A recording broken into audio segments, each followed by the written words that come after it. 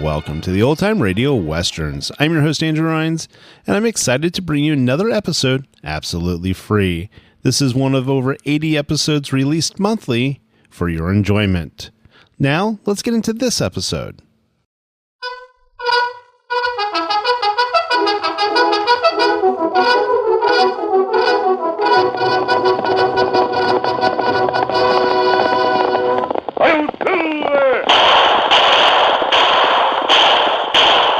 Fiery horse with the speed of light, a cloud of dust, and a hearty hi-yo silver, the Lone Ranger.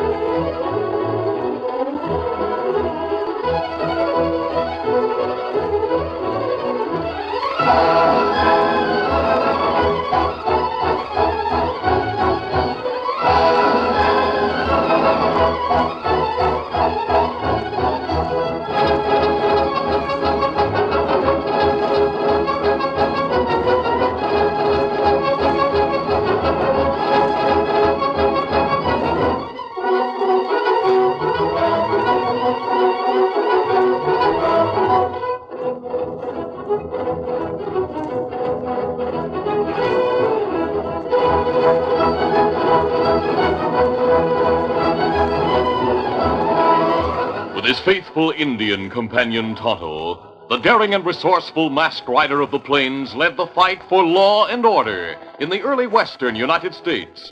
Nowhere in the pages of history can one find a greater champion of justice. Return with us now to those thrilling days of yesteryear. From out of the past come the thundering hoofbeats of the great horse Silver. The Lone Ranger rides again. Come on, Silver! Let's go, big fellow! Are Silver? Away!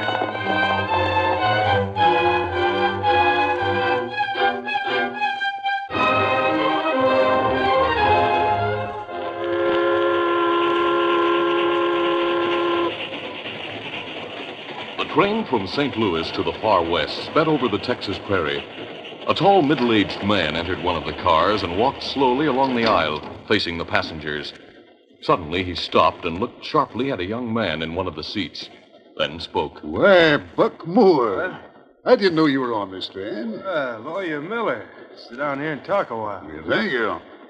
Well, you're surprised to see me, huh? I certainly am, Buck. The last time I saw you, you were about to skip from Kansas City because of some trouble with the law. Uh-huh. Well, professional gamblers like me do run into trouble once in a while. I went to St. Louis. When things got a little too hot for me, I decided to go west. Fine. I understand you've settled in the west for good. Yes, that's right. I came out a year ago and settled in Grey Rock. That's a town a short distance from where I leave the train at Hilton. Well, I figured on getting off at Pecos and trying my luck there a while. See. Maybe you'd do better to listen to a proposition I have and get off at Hilton. In fact, I was walking through the train hoping to find a young stranger who might want to make some easy money. Easy money? Yes, very easy. And all you'd have to do would be to pose as somebody else, a young Easterner who's riding in the car ahead. Yeah, sounds plenty easy. It is, if you follow instructions to the letter. I made a fast trip to St. Louis and met the Easterner coming back. You've never been west before, have you, Bug? Nope. Good. Then nobody would recognize you. Are you interested in falling in with my plan? Well, I don't know what your plan is yet, but if it means easy money, I'm for it. Fine. Get off the train at Hilton. We'll reach there in a few hours, then go directly to the hotel and wait there for me to contact you. You understand? Sure. And by the way, from now on, your name is Bert. Bert Sawyer. Remember that. Now, I'll get back to my own car. I'll see you at Hilton.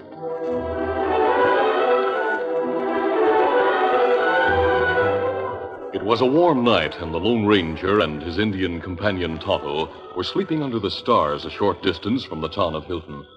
Suddenly, the two men were aroused by distant shots. Tonto, you hear those shots? Me. We'll investigate. Me get horses, Kimasabi. Not hear any more shooting. We'll ride to the trail anyway and look around. Silver and Scout. Glad to get going. Yes, let's hurry.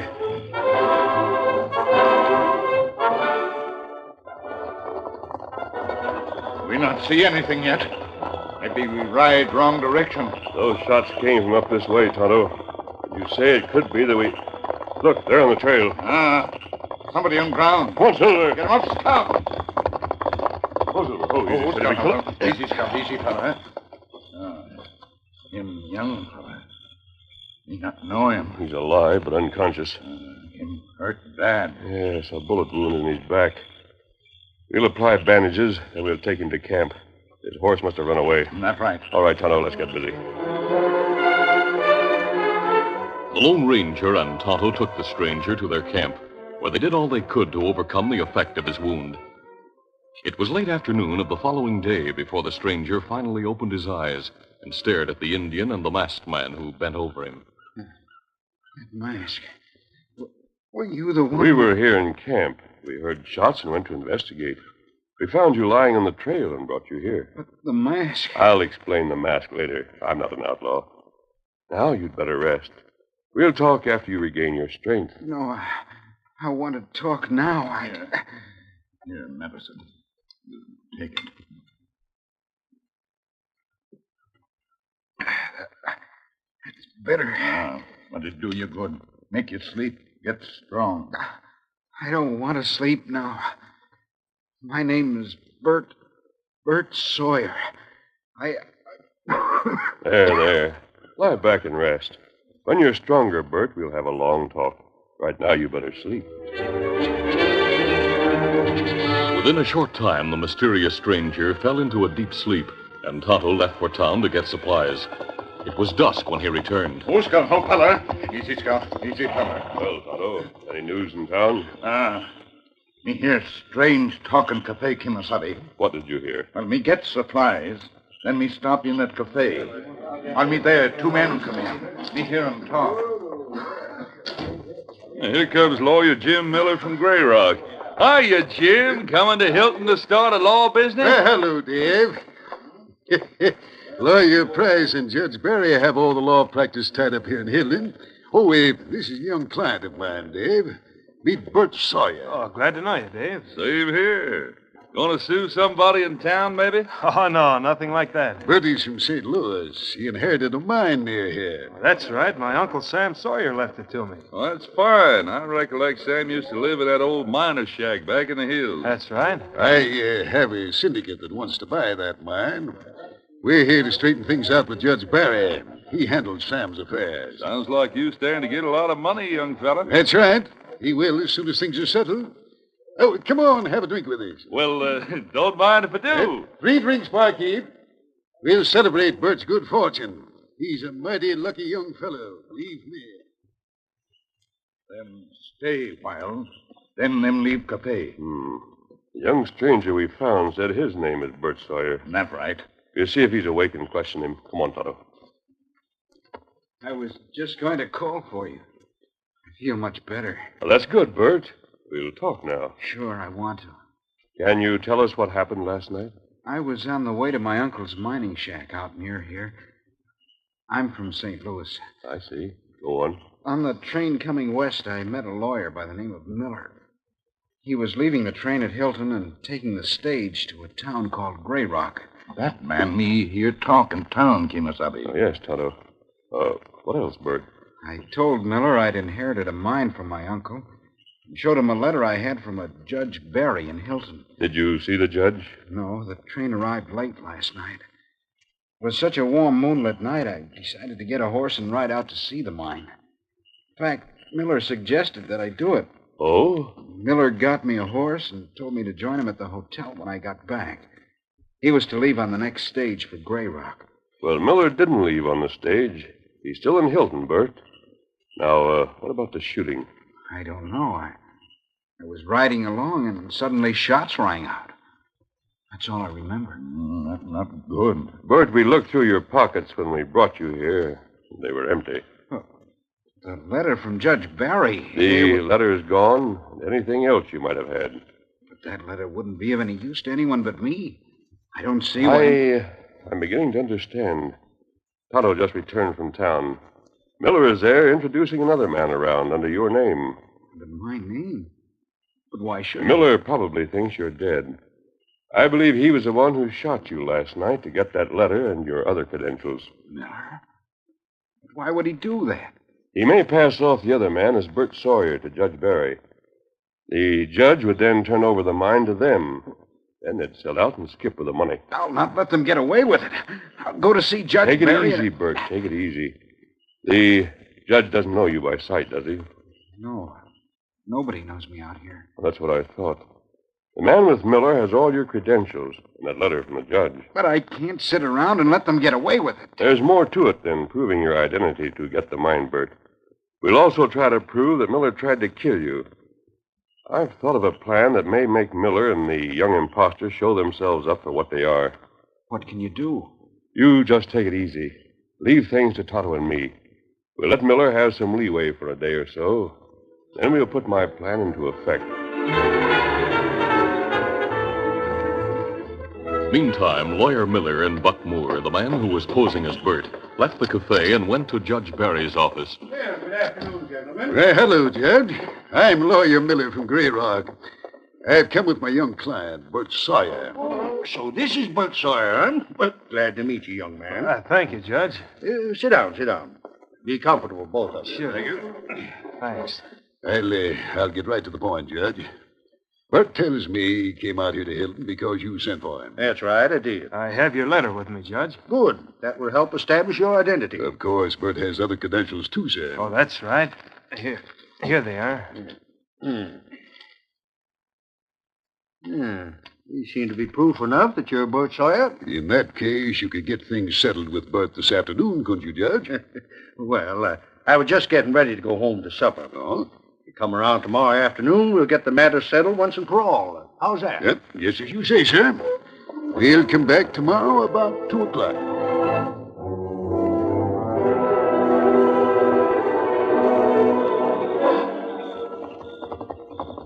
That night, the Lone Ranger pulled rein in front of the judge's house and dismounted. Oh, easy, steady, big fella.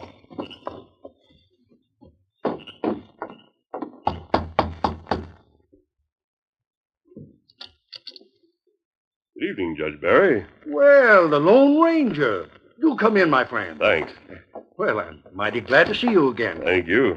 Please sit down, sir. Oh, thanks. Judge, I came here to seek information about a certain matter. Something wrong? I have reason to think there is. Did a young man who called himself Bert Sawyer come to see you today? Yes, he did. Brought a lawyer with him. Well, Judge, I feel certain he's an imposter. Imposter? Why, he showed me plenty of credentials and all. What makes you think that? There's a young fellow at our camp. He was shot from ambush last night. I'm sure he's Bert Sawyer. I see. Well, I'll hold up settlement of the case till we can get a description of the real Bert Sawyer telegraphed from St. Louis from some of his friends. Now, we'll do that, of course. But I have a plan I'd like to put into effect to prove the 2 men who came to see you were responsible for the attempt on Bert's life last night. Why, they're coming back to see me tomorrow at 2 o'clock. Good. I'll need your help to carry out the plan I have in mind. Of course. You know, I'll do what I can to see that justice is done. What's your plan? I'll tell you, then you'll know what to do when they come to see you tomorrow.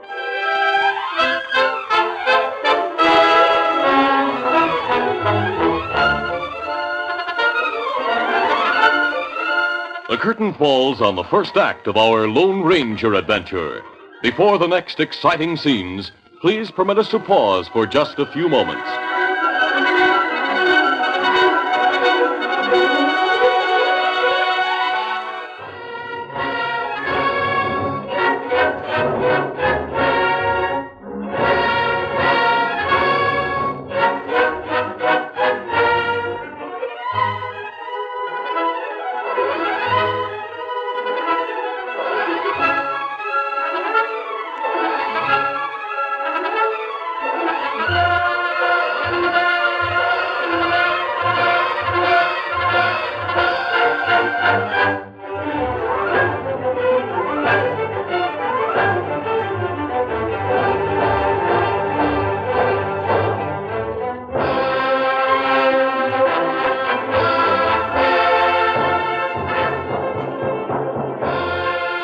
Now to continue.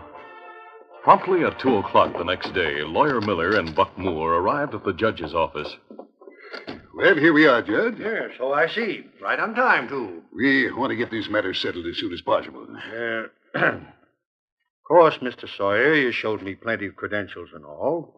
But there's just one thing that'll really satisfy me, that you are Sam's nephew. Well, what's that, sir? I was given to understand you always carried a gold locket around with you. One your mother gave you with her picture in it. Now, if you could show me that, Locket? we'd... Oh, yes, you showed it to me on the train, Bud. Do you have it with you, or did you leave it at the hotel? Well, I must have left it in my suitcase at the hotel. I see. Now, if you could get it and bring it here for me to see, we could get on with the business. Well, suppose we come back later, Judge. But we'll pick up the locket at the hotel while I attend to another matter here in town. Then we'll come back in. Sure, that's all right with me. Of course, we could get certain proof. If this young fella'd give me the name of a friend or two in St. Louis, I could telegraph to for a description. Well, I didn't know many people. Well, there's no need for that. It would take 2 or 3 days. We'll get the locket and bring it to you, huh? Come on, Bud. I'll be waiting for you to come back. We'll be back before long, Judge. Adios.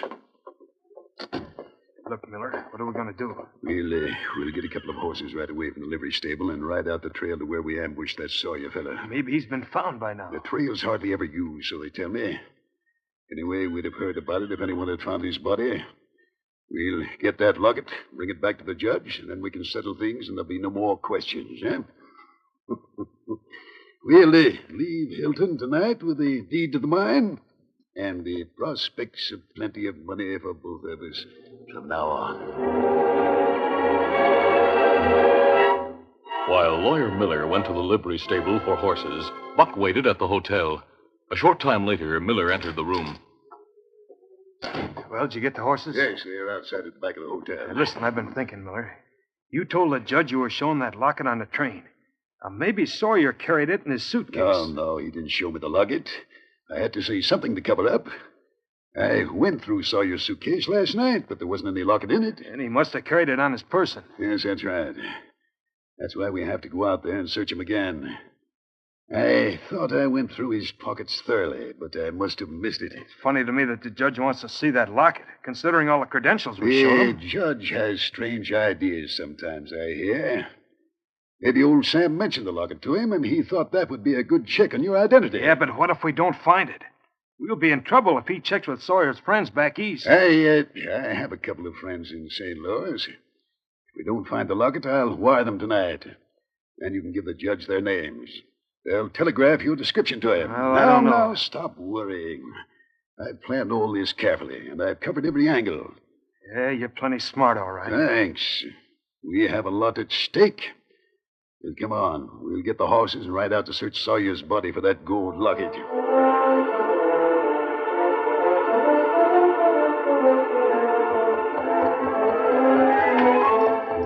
Hey, I thought we were going to ride out the other trail, Miller. I'm just being careful. That's why we're taking this trail through Sandy Valley. I want to be sure we aren't followed from town. Hey, do you think somebody might try to No follow us? reason why anyone should. But as I said, it pays to be careful. We'll swing over to the trail and come down from the other direction to the place where we left Sawyer. I thought the judge would settle things right away. Just leave everything to me. We'll convince him that you're Bert Sawyer, so don't worry. Let's get a move on, huh? Hit it there. Hit it, hit it.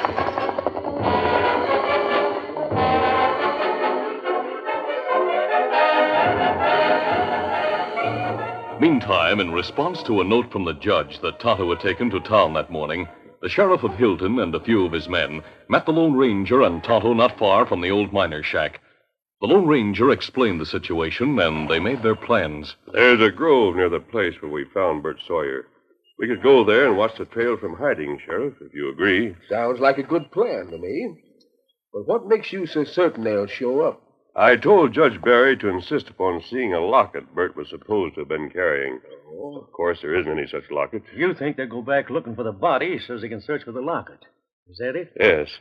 They'll be anxious to get the matter settled quickly.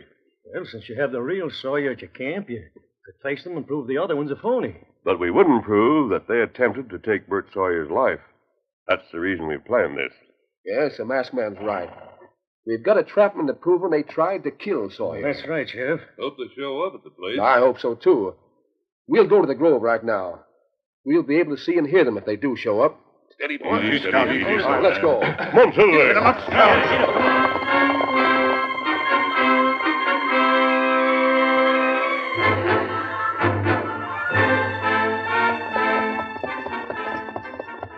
Before long, Miller and Buck Moore approached the place where Bert Sawyer had been shot from ambush. Yeah, the place where Sawyer fell is just around this bend. I hope we can get that locket. Yeah, so do I.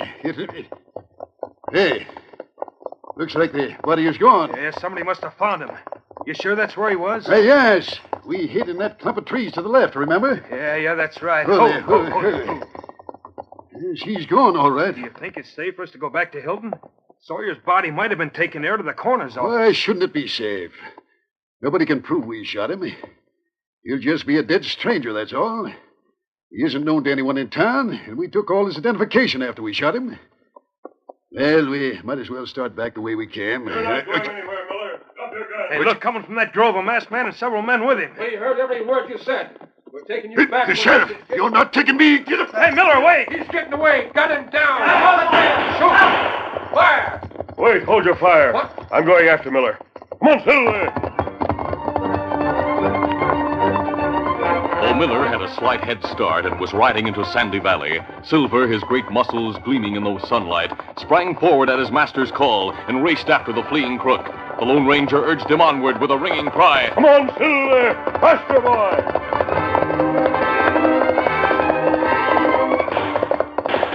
In a frenzy of fear, Miller, racing some distance ahead, shot wildly at the masked figure behind him.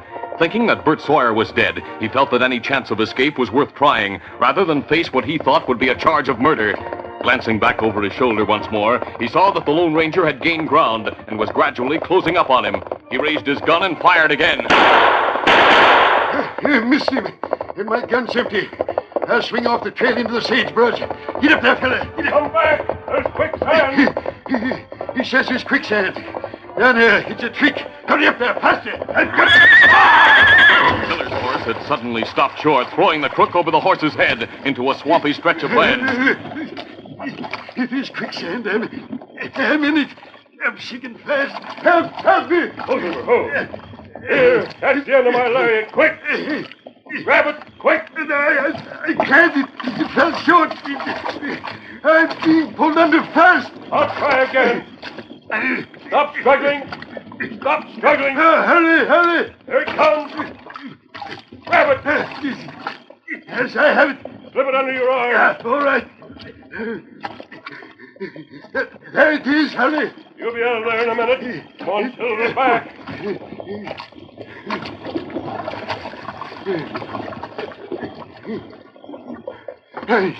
You did it. I'm on firm ground. Oh, Silver. Oh, easy, steady, big fellow. I'll loosen the lariat. There. That quicksand almost got me. I'll tie your hands, and I'll take you back to the sheriff.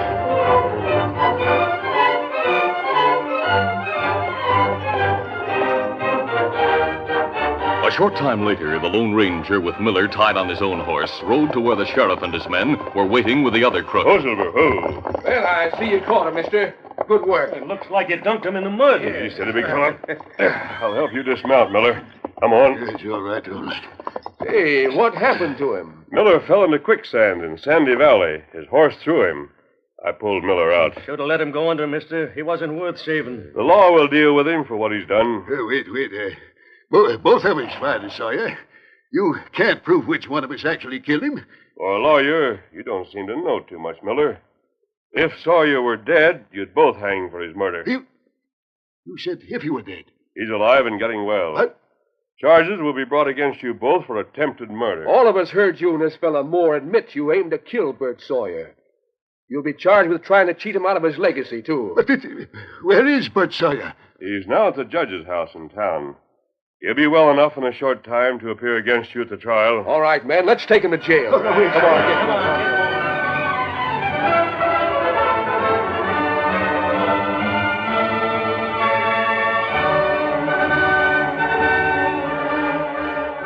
That night, in a room at the judge's house, the sheriff and the judge stood with the Lone Ranger beside Bert Sawyer's bed. Well, young fella, looks like things have turned out all right for you after all. Doctor says I'll be up and around in a week. You were lucky the masked man found you when he did, or you might not be around now to get your legacy.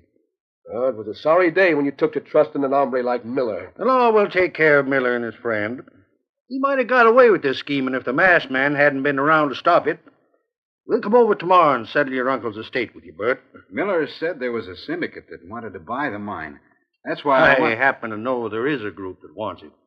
You can get a good, honest lawyer like Lawyer Price to handle the deal for you, and you'll wind up with a good sum of money. I reckon you'll take it and go back to St. Louis and set yourself up in business, young fellow? No, I'm going to settle down in Hilton. I like it out here. I'm glad you feel that way about it, Bert. We need young men out here to help build the West. Well, Tonto's waiting outside for me, so I'll go along now. I'll see you again soon. Adios. Good night. Good night. Well, there goes a mighty fine friend to have, Bert. He saved your life, according to the doc, and even turned around and saved the ornery critter who tried to cheat and kill you. He straightened things out for me, too. He believes in helping folks and saving folks' lives, not in killing like so many others out here. He's done more for the West than any other one man I know. Yep, that's right, Judge. Funny, but even though I stayed at his camp, I still don't know who he is. Nobody rightly knows, Bert.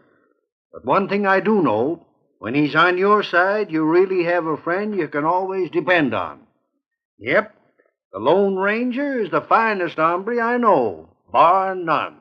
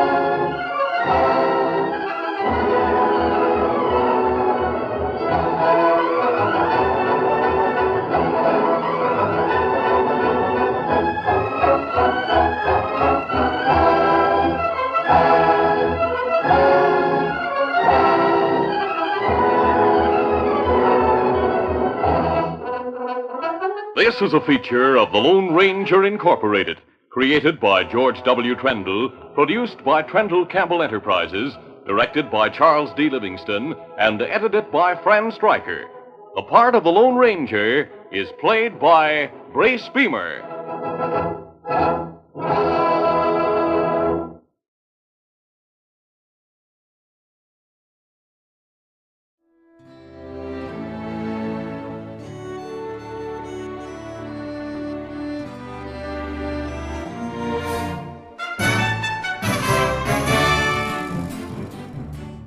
This has been a presentation of OTRWesterns.com, and we hope you enjoyed.